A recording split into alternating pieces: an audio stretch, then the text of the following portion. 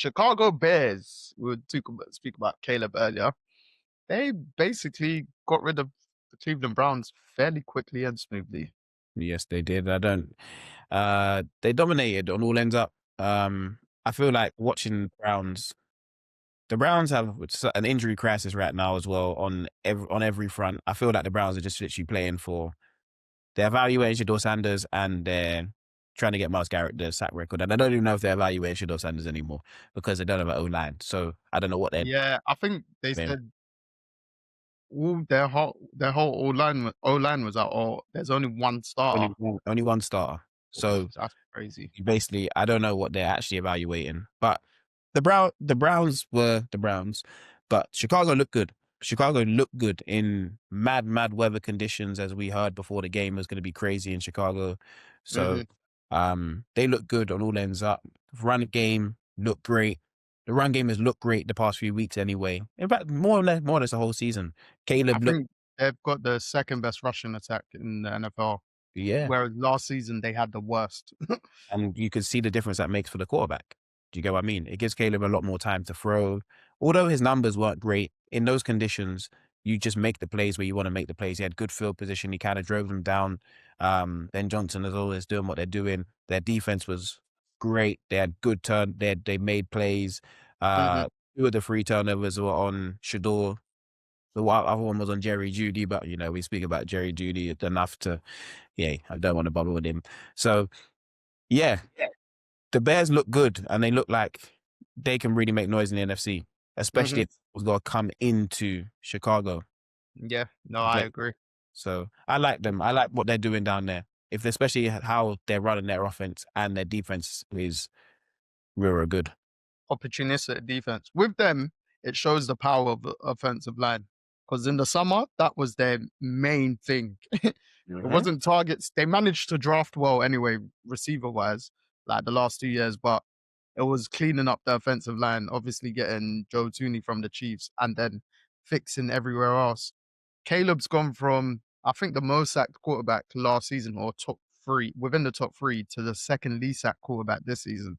And then the run game going from the worst last season to the second best.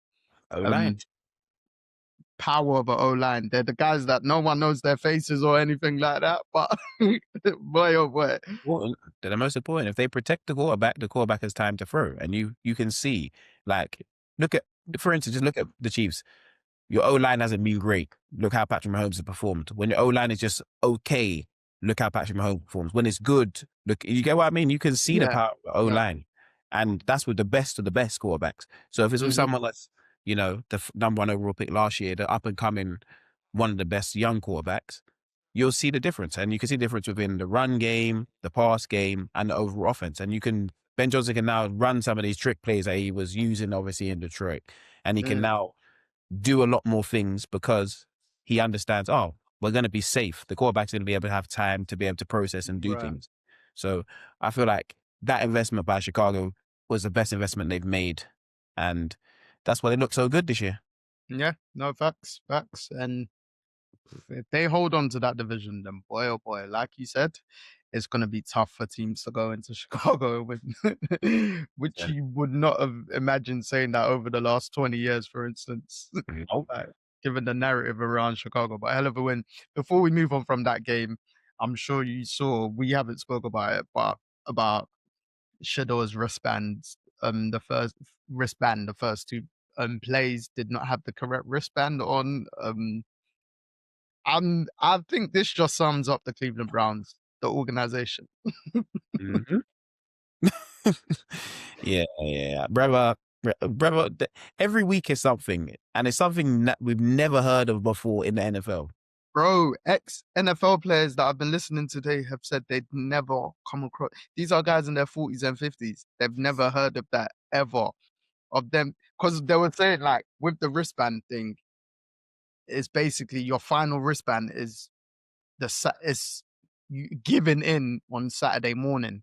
Mm. So that's like, all right, the first 15 plays, they know what they're going to run this. Then the next 50, for instance, they'll do up different schemes that they're just like, bro, like, no one, like, it's not an excuse for Shador, but no wonder the start of the game was just non-existent for the Browns. Because we were on the phone and you said to me, why do I look up? And every time I look up at this game, the Browns don't have the ball on offense.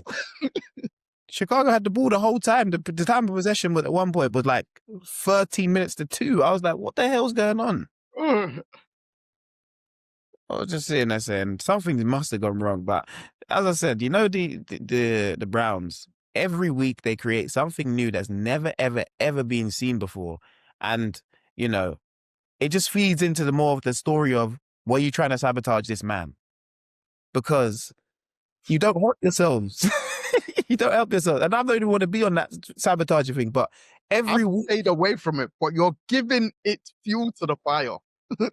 like, come on. Why could it not just be 1 week where you just act like a normal NFL team? Mm-hmm. Just one. But no, it's the Browns. Well, next week, I don't know what we're going to see. They're going to forget Shador's pads. Mate, I knew they're at home against the Bills. Myles Garrett, this sack, what's he now? 1.5 sacks away from the record? Yes. I think he Was it got a the sack half? and a half Yeah. yesterday. So he's a sack and a half away, but he's got a slight groin injury, they were saying. Yeah. I think even with a slight groin injury, man, he can get 2. Josh Allen, just give him the 2 next week, please. Just let him do it that game and then. Yeah, he can get 2. He can get 2. Because I want him to do it before the 17th game. So he done it within the old record, do you know what I mean? Of the 16 games. And yeah. obviously if he Well, does it within he's got the Bills, he's got the Steelers, and he's got the Bengals left. I believe so, yeah. Regardless, if it's not next, obviously we want him to do it next week. But if he's not doing it next week, if Burrow plays like he played on Sunday, he might get 4 in him, and Aaron Rodgers, he might just get 4 in him too. Yeah, I think Shannon was saying he should set out the Bills game if he's got the slight groin injury, then just go crazy in the final 2. But you know, again, NFL, you don't want to pass up that opportunity that you've got then and there. It's like, if I can do it now, Do it.